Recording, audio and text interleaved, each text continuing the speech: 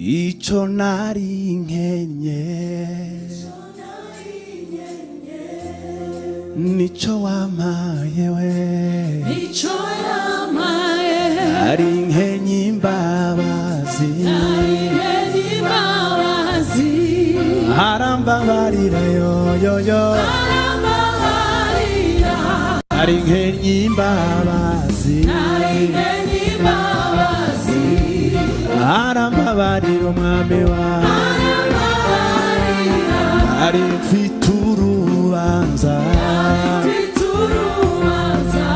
ambera umurengezi, nari mfite urubanza we, ambera umurengezi, bekawe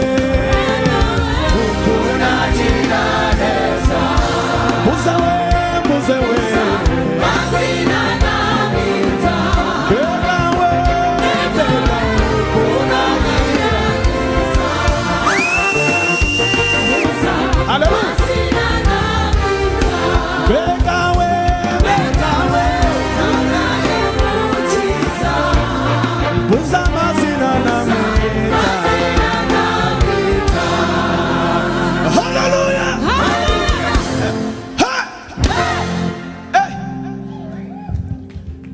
nabonye uriya mugabo igihe yashimaga numva arankuruye kweli, nibaje ahubwo kuwa gatatu nzashakanye nzasimbuke numva ubuhamya, kubera ko hari ukuntu umuntu avuga ukabona arashaka nko gusandara kubera imirimo y'Imana. Ngaho bwira abantu nawe yavuze ngo tuzaze twumva Imana ye, nawe bwira vuga yandirimba ivuga ngo simvuga ibyundi ndavuga ibyanjye, ndavuga iby'amaso yanjye yiboneye. Yesu yanzahuye ku manywa y'ihangu, Yesu yanzahuye ku manywa y'ihangu, nubwo naceceka umutima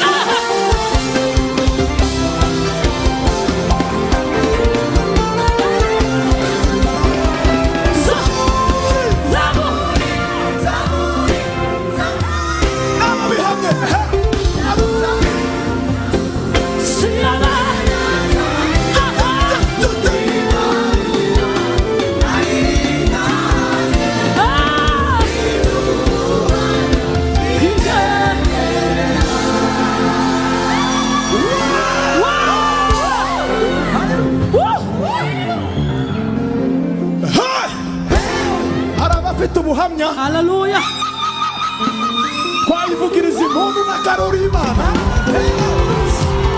yes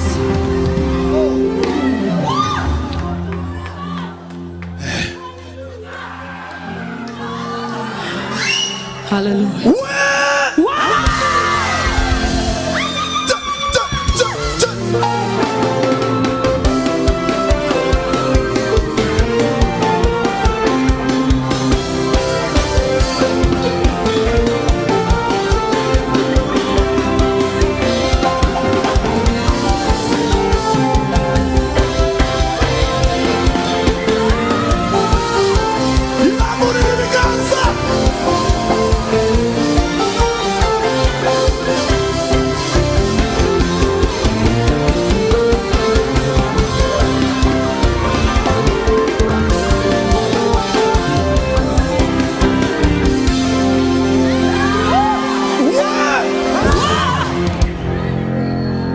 yabivuze Bishop, dufite ubuhamya twebwe.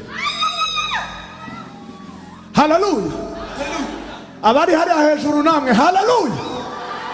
Twebwe dufite ubwo buhamya yabivuze bw'abana b'abahungu n'abakobwa bari mu nzu. haleluya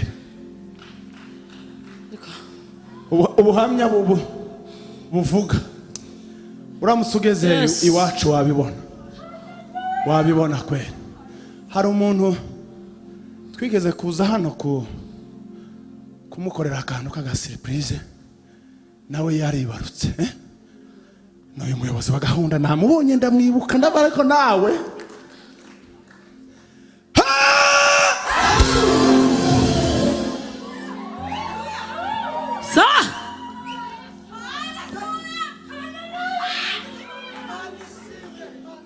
ahindura umubabaro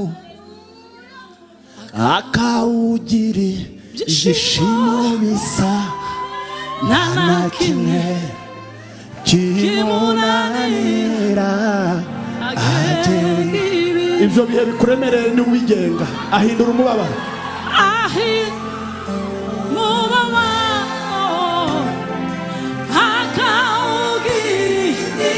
wibyitaho nubwo waba umaze igihe kirekire Imana ntakinanira nubwo uyu munsi wambaye ubushwambagara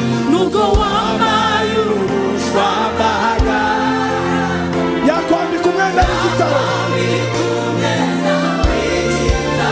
ntakinanira Imana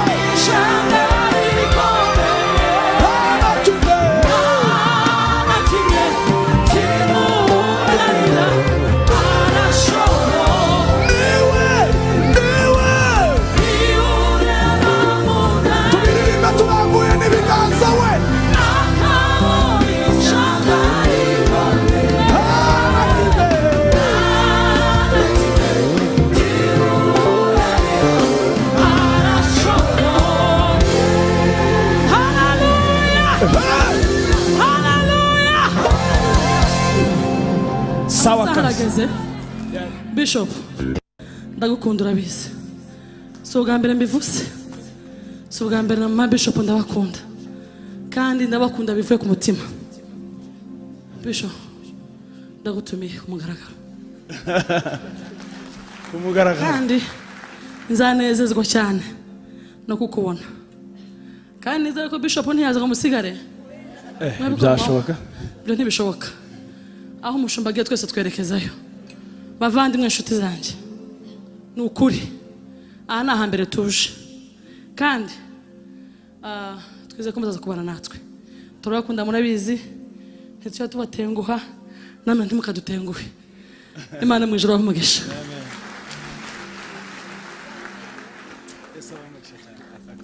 Hallelujah.